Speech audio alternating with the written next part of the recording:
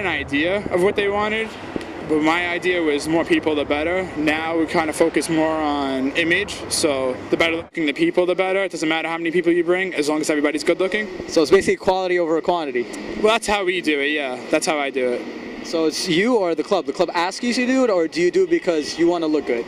There's different promoters. So there's some promoters that'll go and they'll bring a filler crowd. So a filler crowd's just a good-looking crowd. They're not necessarily paying for drinks. That's one type of crowd. Then there's a bottle service crowd. So that crowd will actually spend the money, and you'll be able to pay the people, other promoters that don't necessarily bring money to the table, just bring good girls.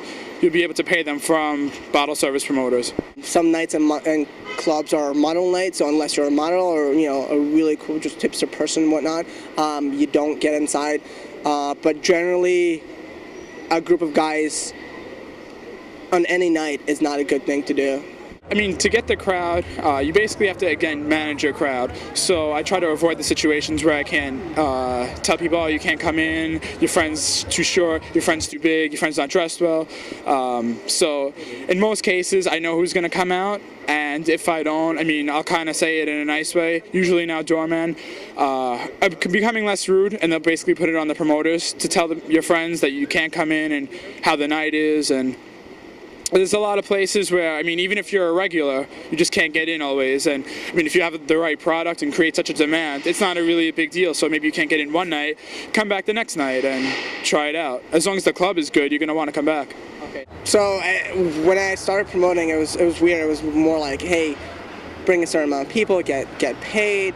It was more for like shits and giggles. It was for fun, but it was a way out of a 9-to-5 job, and I do enjoy talking to people and meeting new people and kind of constantly, battling, getting out of the shell, just constantly meeting new different people. It's a challenge, and I love it. So that's why I enjoy meeting new people. I genuinely don't like clubs. I mean, they're pretentious.